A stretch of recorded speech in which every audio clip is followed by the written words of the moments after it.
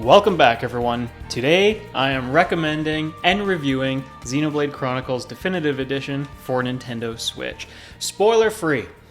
There are so many instances in this game where you come upon something and you are awestruck. So I don't want to reveal what any of those things are. I don't want to mention too many things about the various characters, certainly not about the story, but even the environments are something that you, if you want to play the game, should experience for the first time on your own and not through this video. Let's get into this incredible game that I rate 8 out of 10. Now, I think that the game is a very front-loaded experience. All throughout, I should say, it's chock full of characters to meet, places to explore, developments in the story, and fairly exciting combat. But because of the direction the story takes, and especially because of some of the pacing, I had the most fun in the first half of the game, and then it just started to fall off a little bit in the second half. So there were instances of 9 out of 10, 10 out of 10 gameplay to start the game, and then 6, 7 out of 10, and that's how it balances out into this 8. But I'm still incredibly happy with what I played through, and it really has me looking forward to what happens in subsequent titles. So I've got this game broken down into categories: sound and music, graphics, combat, but we can get in all of those later. What I want to do is walk you through my experience playing the game for the first time and talk about some of the moments that really wowed me, that let me know that this was going to be something special. So it starts off with a cutscene revealing the world, and I gotta mention the world lore and the world building in this game is fantastic. One of the coolest ideas in a game ever. The world takes place on these two titans that fought 1,000 years ago, became deadlocked in their battle, and over the course of those 1,000 years, civilization flourished, and it has become what it is today, where the two civilizations on the opposing titans are now embroiled in war. Just the fact that you are exploring the back of the titan, the leg of the titan, the arm and the head, and each of these places on the titan has a different environment. And wow, the scale as well. I'm trying to think what would be comparable. Maybe the size would be something microscopic if you were to compare a titan to a human, and the size of your characters. I don't know if you'd even see them with a microscope if the characters took place on my arm and if I was the titan. Next, you get another cutscene showing one of those wars that I talked about, a war that takes place 1 year before the main events of the game. And it's a nice one to get a taste of the gameplay. It puts you right in, lets you try out the combat, functions as a pretty good tutorial, and introduces you to some of the characters, shows off a little bit of the voice acting, which I will come back to very soon. Voice acting in this game is a mixed bag, and it was the source of many of my conniptions with this title. Finally, gameplay resumes as Shulk, the protagonist. You're there with your best buddy Ryan, and you get to start making your way back to the first town. And it's so cool, first of all, taking in all the grand environments, just the beginning though. And you get to see the first enemies on your path back to town. And I gotta say, the enemy designs are fantastic. Obviously, they draw a lot of inspiration from real-world enemies, or I can't call them enemies, animals. And that's actually a funny thing too. In this world, I was wondering, are these kind of like animals where they're mostly neutral, they can be tamed, sometimes they're hostile, or are they monsters? Like in a lot of the Final Fantasy games, where anything that you encounter is automatically hostile by default. That was just a question I had about the world and the world building that wasn't necessarily answered, but I mean, you kind of see some towns, they have a couple of the larger creatures as like mules, like pack mules basically. So anyways, we'll just move on with that. Really a lot of fun getting a taste of the voice acting or the lines that are exchanged between the characters as Shulk and Ryan combat these different creatures, and they congratulate each other at the end of combat. Sometimes there's a little bit of a sarcastic comment, and the more you flesh out your party with more characters, the more this voice acting and the lines and the camaraderie develops. I will say though, with the voice acting, I really did not know what to make of it.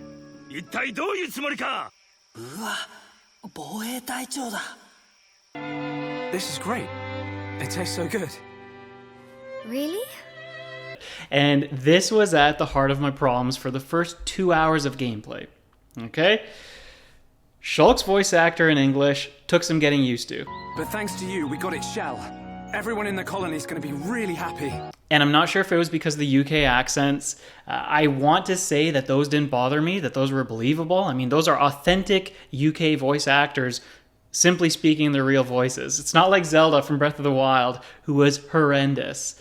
But just something about him, maybe the tone, the quality of the voice did not suit what I imagine the character to be like. But then when you switch it to Japanese, Dunban, for example, this character who you play as in the prologue, he's got a really generic type of voice. One of the first characters you meet, in fact, my favorite character in the game, Fiora, she has an incredible voice actress in English. You're getting used to all the noise he makes. And when you switch it to Japanese, that's all gone and it's replaced with, I don't know, a voice that I thought I'd heard so many times before. But then when I looked it up on IMDb, and yes, the voice acting was such an issue for me when I started playing the game that I was taking breaks, going on IMDb and being like, do I recognize this voice from anywhere? I don't want to hear it. It just sounds too generic. But thankfully I got that resolved. And as I did get it resolved and I was finally able to start playing and accepting the game in English, that's when I really started to get drawn into it. But not until that point. Anyways, we'll get back to some of those characters and the voice acting and some of the dialogue too in a moment. Let's rewind to when you're playing as Shulk with Rhine and you're still making your way to town, because there's something that I want to describe as a fantastic first-time experience. And this is when I finally crossed into the town. So this game has a day and night cycle, and they've implemented some cool mechanics with the day and night cycle. For example, NPCs have set schedules, set times of day that they'll be present in different areas, and that's how you navigate through a lot of the side quests. You gotta meet an NPC here in the town square during the daytime. If you try to do it at night, they're nowhere to be seen, presumably sleeping, right? That's awesome. I really appreciate something like that in the game. Adds a lot more detail and realness to the world. The other thing is that the day and night tracks differ, and everyone will have different favorites, I'm sure. I will just sprinkle into this review some samples of some of the music.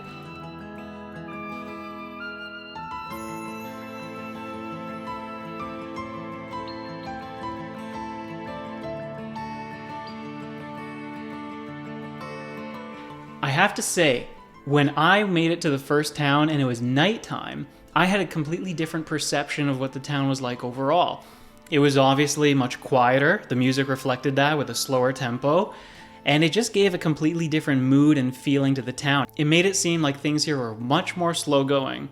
And then as you play the game and you experience the different regions and locations at different times of day, you start to get the full picture of what every place is like. Oh no, this place is hustling and bustling during the daytime. It's just that the nighttime is an accurate reflection of what would take place at night. And then there are some places at night where there's much more activity. People are hanging out a little bit later into the day. Very cool to see and experience in this game. And maybe I shouldn't be putting so much weight on this mechanic as if it's something so out of the ordinary, but really, when have developers taken the time to make serious adjustments to the characters and what goes on in the world, depending on whether it's day or night, since Majora's Mask, right? That was a game that nailed it, and that was in the late 90s. This game released in 2010. What's happened before then?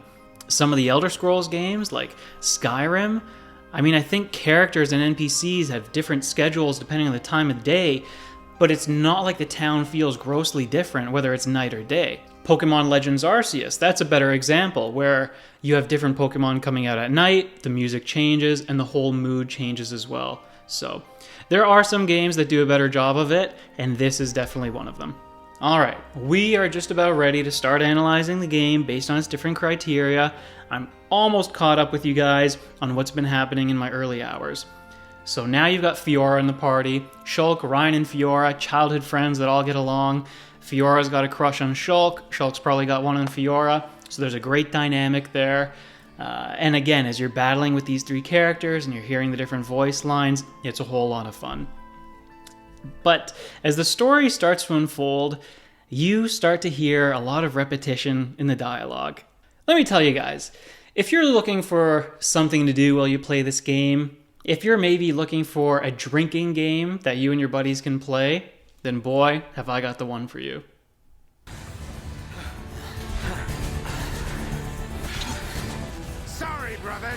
hate to drop this on you, but it's the Monado they're after. So have fun keeping them occupied for me. I'm getting a hell out of here. You just... don't worry. I'll organize your... Monado, cheers. ついさっきな。そんなことよりシルク、モナドの研究の方は随分進んでるようだな。You're not hurt, are you? The Monado can't cut people. The Monado. Meh. Really? The Monado is now in your hands. The Monado will grow with you. If you can find the true Monado... Didn't know you could do that. Looks like the Monado. It's the power of the Monado. That's the Monado and all. Power. What do you know about the Monado? I bet it does. It hurts, because the Monado won't work for a bunch of losers. The Monado. The Monado. The Monado. The Monado. The Monado. The Monado. The Monado. The Monado. And that Monado will not end. Now, sure, okay, it's Xenoblade Chronicles, and the Monado is the blade. I get it, maybe it's fitting, but man, does it really wear on you after you've heard that term for the 100th time. And I'm a little scared here too. Looking at the other covers of the game, Xenoblade Chronicles 2, this guy looks like he's carrying a type of Monado. Xenoblade Chronicles 3, oh no, the same thing. That looks like another Monado as well. So I gotta go to the liquor store and stock up a little bit over there because I'm gonna have some long days and nights ahead of me. Allow me now to talk about this game's various components in more detail. So the combat, let's focus on that first. Fun overall, but it does become monotonous. What you can imagine here is action combat, a little bit like Final Fantasy XII. Where you position around the enemy does matter because you can have side attacks and back attacks. And you can think about the characters in your party as being DPS, tank, or healer. Just like any kind of MMO. We can look at Ryan as an example. He is your prototypical tank. He has abilities that build up aggro. He can taunt the enemies to lock onto him. And that will allow Shulk, a DPS character, to circle around the back and use his attacks from the back that deal more damage. So that's all great. And as the characters level up and unlock more abilities, you'll see that there are ways to customize their kits a little bit. Shulk is pretty much always going to be a DPS. He can help out with healing a little bit. Ryan doesn't have to tank. He can DPS. But then the question is, well, who else is going to tank? And there are some abilities in the game that help you manipulate and mitigate some of the damage that you receive, but I did not have much success with them unless I was over leveled past the enemies. And at that point, it didn't even matter whether I had a balanced party. So there's a little bit of that gave me some problems, and I mostly stuck to some cookie cutter type of builds. Every now and then I would go 3 DPS and I would just try to rush down enemies as quickly as possible. It worked to moderate success, but I wish that there was a little more flexibility in some of the abilities, or that you didn't have to wait until the late game when everything was a little more overpowered. Because at that point, pretty much everything works. So just throughout the game, I found that combat did stagnate a little bit, and it was only so much fun putting more points into Shulk's abilities, but wishing that, I kind of wish I could do something else with him. One thing that I want to mention, and I may have said this already, is that you can control different characters, so you don't have to play as Shulk in battle all the time. I actually enjoyed playing as 4 characters, I think. The dominant healer in the party, she was the least amount of fun, and this is definitely an artifact from the game being released in 2010. Every time you finish a battle with her, there's a long animation before you can resume movement again. So you just feel it so much on that character. Every character has it to varying degrees, but hers was atrocious, and so I never really wanted to play with her as the main character. But I did experiment with everybody, and at least 4 of them were a ton of fun to control. Let's take a look at some other aspects of the gameplay. We have the exploration. Now, exploration I will get into more detail with when I discuss the environments and the visuals and the graphics. I will say for now, it is worth considering as part of the core gameplay. Because combat is only, 10, 15, 20% of the game max, how good or how bad the combat is is not going to determine your experience of the game. It will definitely influence it, and you might find the game a little boring if you're not engaged in the combat. But because there's so much to explore, so much to see, so much to take in, and so much that you will be wowed by as you're exploring, that is something to consider when it comes to your enjoyment of the game. So if you like exploring grand worlds, if you can appreciate discovery, and if you're always looking for something new around the corner, this game does have some secret areas, you will like the exploration in this title. The next gameplay element here is gem crafting. Now this can be looked at as a mini game, it's entirely optional.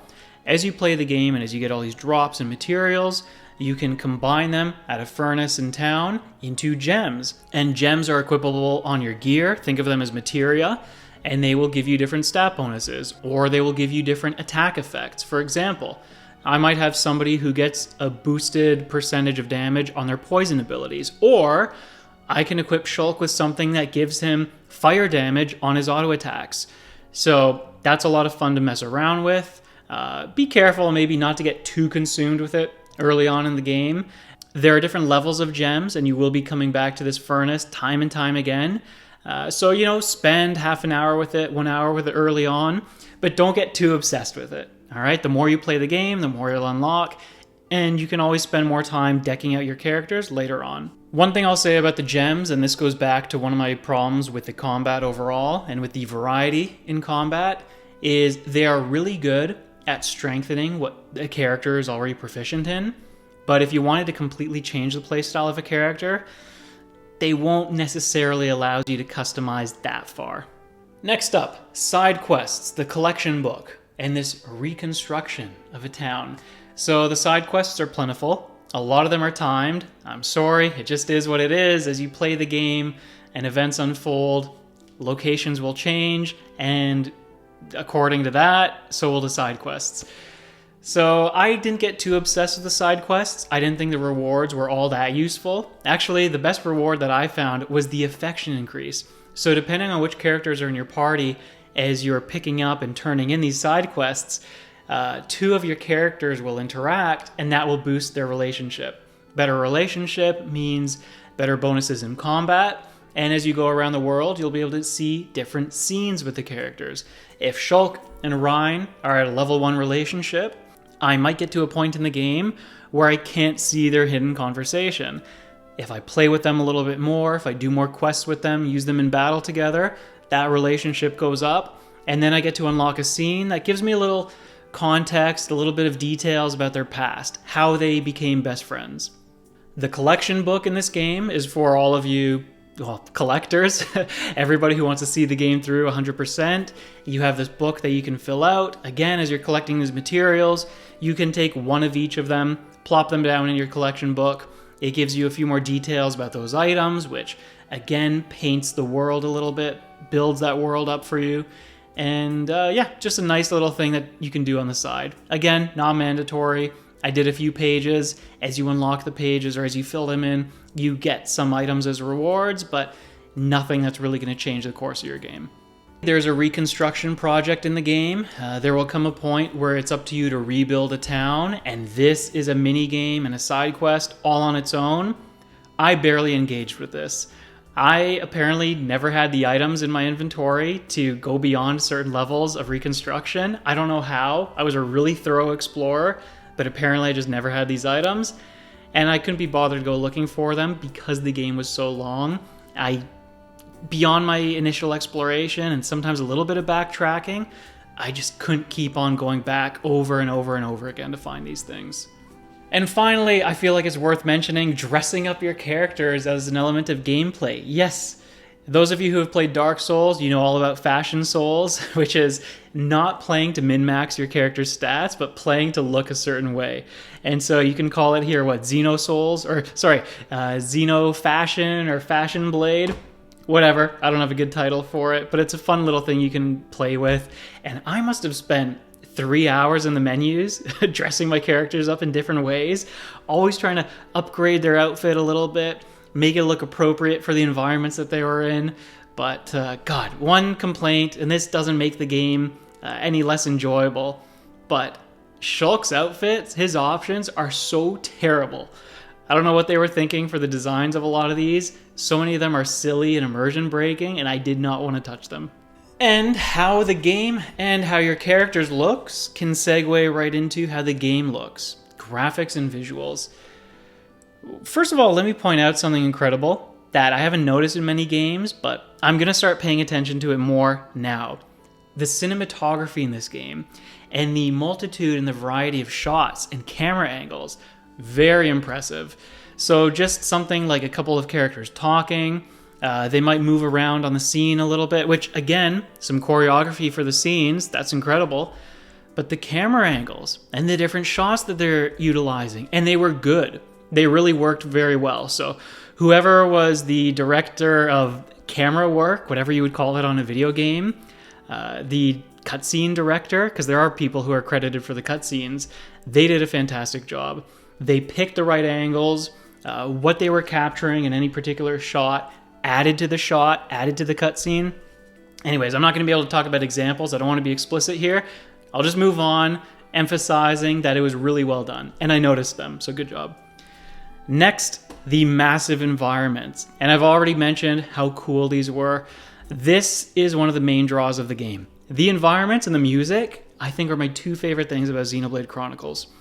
Some of the environments, as they get a little more man-made, as you're dealing with structures, you won't believe that... Hold on. For me to go from point A to point B, you're telling me that I go on this little path with no railing, and then I drop down and I go here? You mean I'm not taking this massive street and the road that looks like it should take me to my objective? There were a lot of obscure pathways that are actually the intended paths, and it reminded me a lot of Dark Souls. I won't say which part of Dark Souls, but everyone who's played the game knows you come to this area, and instead of doing a typical path, which would be on the ground, through a building, no, you're on the roof and you're taking these little beams. You would think, well, what's the significance of this beam as opposed to that one? Why am I running here and not over there? And it's just what the designers did. It's just the way that they drew the level up. And Xenoblade has the same kind of thing, where you're taking all of these obscure roundabout paths, and those are the main paths. But one thing that it adds to the experience is a sense of scale, and a sense of how small you are in the world, and how grand the Bionis is as you crawl around on it. Now, for everybody watching, I hope you can understand that I'm not showing you a lot of these clips. I'm not showing you what the different environments look like, because they're so breathtaking when you see them for the first time. And you need to be immersed in them, and you need that surprise element. I promise you, you will not be mad that I didn't show you them in this review. You will appreciate them when you see them for yourselves. So many of these locations, 1, 2, 3, 4 off the top of my head, and a fifth one was also really cool in the first half of the game. And this is why I love the first half of the game so much. The color palettes that they chose, the design elements, the imagination, the creativity, the way they animated some of these assets, the mood that you felt in these places as the music was playing on top, the variations between day and night. Some of the most beautiful locations in video games, period. But you're not going to get them on this video, all right? Play the game for yourself, or if you have to spoiler it, just go YouTube, Xenoblade, cool locations, Xenoblade, beautiful graphics, and I'm sure people will show you.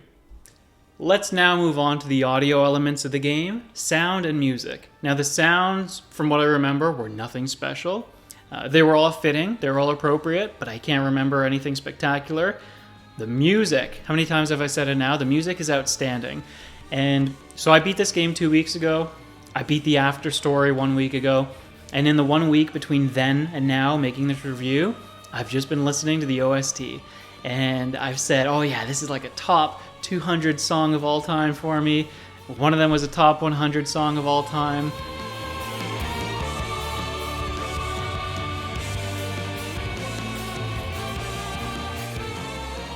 Simply so many amazing tracks you can listen to that always enhance the mood of the scene. If it's combat, then make the combat more intense. If it's a heart-to-heart type of scene, then they add a little more emotion to the scene. Let us now talk about the story. Now, I've already talked about the world building a little bit, and that is a component that is overall spectacular. I do have some questions about the world, and I feel like in my 80 hours of playtime, maybe a few more of those could have been answered. Some of them don't get answered necessarily because of the plot, I guess. I'll give the game the benefit of the doubt and hope that I will learn more over the course of the next couple of games and Xenoblade Chronicles X. There are some nice details, though. For example, there's a few quests that take you out into the world, and you might learn that there are high traffic areas and low traffic areas.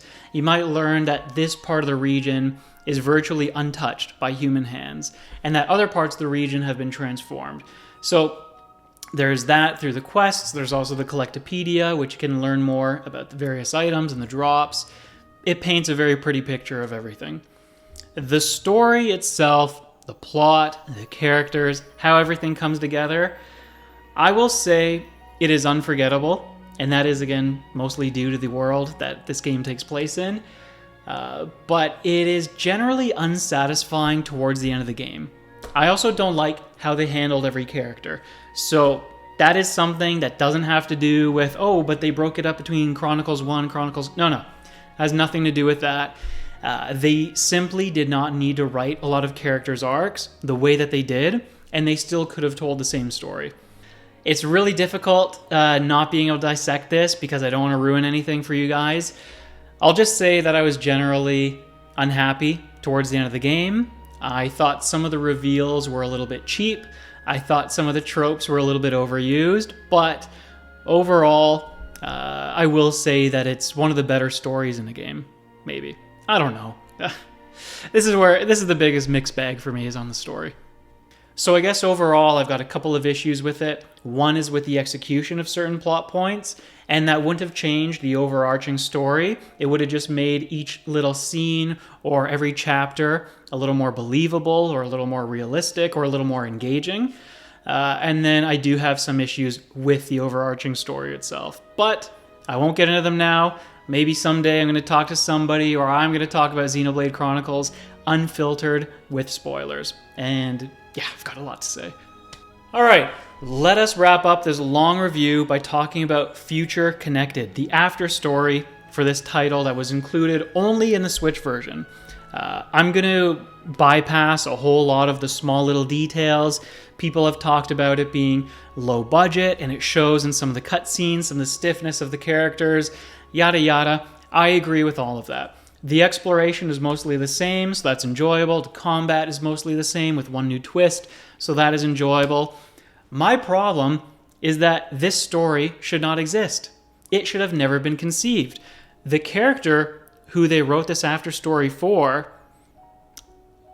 it's entirely out of character, and it's not what actually should have happened and unfolded after the events of the main game. Now, if you want to talk about the spoilers and if you want to talk about the story, we can do that in the comments section so nobody else has to read it. I will stand by what I said, though. The direction that they took everything for this after story to take place is wrong. So that's that. I gave it a 4 out of 10. I did not enjoy it. I got it done as quickly as I could, which was about 8.5 hours, I want to say. I did some of the side quests. I think you could spend overall another 15 hours on the game. And for the main game, the base game, you could probably spend 150 hours to 100% it. So I was a little over half of that, and I did most things, I think. A great time overall. Again, I'm really happy that I'm finally playing Xenoblade. I don't know when I will get to number 2. Actually, I'm considering playing X before number 2, and I don't think I'm going to get the definitive edition for that. I looked at some of the footage for Xenoblade Chronicles on the Wii, and I thought it looked incredible. This graphical style that's on the Switch version, I don't mind it. It's really clean, but I almost feel like the grittiness and the darkness and just the character models that are used in the Wii version and the Wii U version, they add a different feeling to the game. They make that story and the world a little darker, which I might enjoy more. So pretty sure I'm not going to shell out $90 or whatever it is in Canada for Chronicles X Definitive Edition. But now I'm really rambling about stuff that has nothing to do with this review. So hopefully you all enjoyed this. I know I took my time talking about the game, but that is because I enjoyed this game so much. So I wanted to spend more time talking about it today. I will be relishing the opportunity to finally talk about this game in more detail. Like I said, spoilers on, but not today. So that's it. Let me know if you've already played this game. Let me know if there's parts that you agree with or disagree with. I understand that this is a beloved title in the series for so many people, and I don't dislike it because of the things that I complained about. Again, 8 out of 10. It's a solid score. It's a great game overall. So go ahead, guys, if you've never played Xenoblade Chronicles before, don't worry about the length of the game or anything like that bothering you, even though I will admit it can drag on a little bit at times. I still recommend it. That's it. Thanks, everybody, for watching. See you in the next one. Bye-bye.